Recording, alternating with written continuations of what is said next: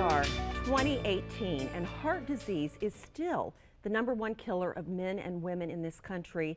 Kind of hard to digest, but there are so many efforts going on in our community around the country to make a big dent in that. My guests know that all too well. They know the facts, the figures, the whole picture that we're looking at in Middle Tennessee. Welcome to both of you, Denise Costanza and Ted Cornelius. Glad to have you both here. Thank you. Thank you. Okay, so tell us a little bit about your organizations and your mission, really, to change the face of heart disease in our community.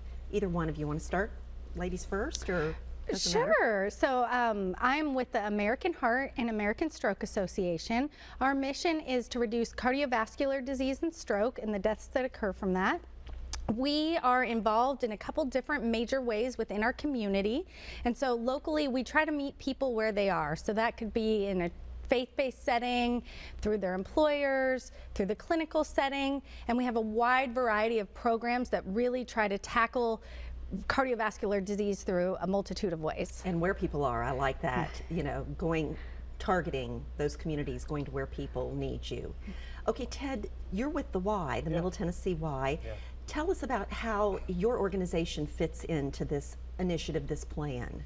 Yeah, so the Y is for a healthier living for all. And so that means that we are very intentional about how we go about doing that. So we do it through examples. You know, we offer physical activity opportunities for many of the communities, but not just that, we are also very targeted in some of our programming related to some of the chronic illnesses that are facing Nashville and beyond. So for example, like with Denise, they're very focused on heart health. We're partnering with Heart to also address some of the heart conditions in Nashville and really believe that there's a systemic approach that's going to be very supportive to patient care. But it doesn't limit it from here. It also includes a lot of the healthcare physicians and others to get involved with this. And then we also do it through addressing other chronic diseases like diabetes. So we have a YMCA's diabetes prevention program that also works with clinicians and physicians and other community organizations. Because, for example, diabetes has a lot to do with heart disease. I mean, if you're diabetic, the likelihood of having heart disease is a lot more likely, a lot stronger. That's right. Right, the odds.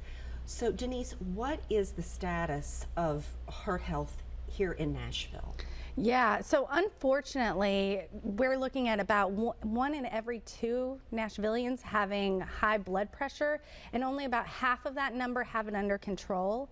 Nearly 1 in 5 are smoking, 1 in 3 have high cholesterol and are overweight. And so we're facing quite an instrumental and kind of epidemic proportion of health disparities in our community. In 2018, that's what I can't get over. Is that in all ages? Is that more in the older population in Nashville and Middle Tennessee? Unfortunately, it really runs the gamut, and depending on what risk factor you're looking at, it can affect different populations, but across the board, there are risk factors from infancy all the way to the older and stages of life that do affect people's heart health.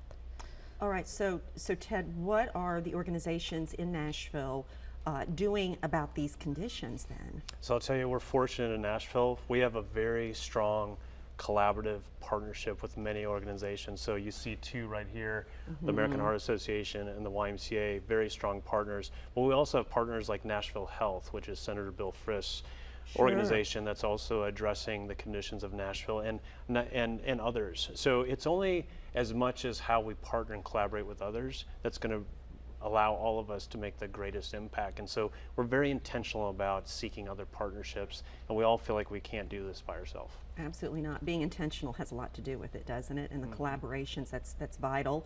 How can we really make a dent in this and prevent heart disease from happening in the first place? Because we know once you have it, you can obviously get better and improve greatly.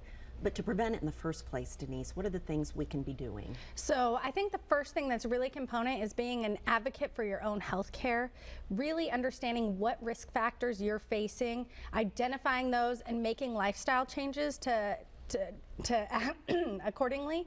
Additionally, something that we can all do is this week happens to be CPR week in America, and one of the big things that we can do to be really great citizens is if you go to handsonlycpr.org, there you'll be able to learn how to perform hands-only CPR, and that knowledge can save lives in our community, and we can make a dent on bystander CPR rates.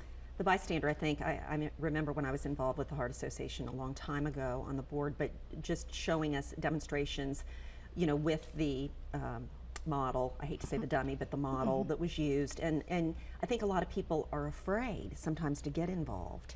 So how do you educate people about that?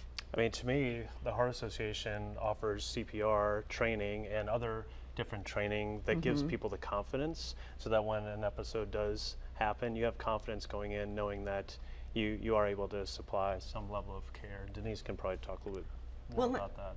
And on that note, what are some of the, as far as the first signs of heart disease?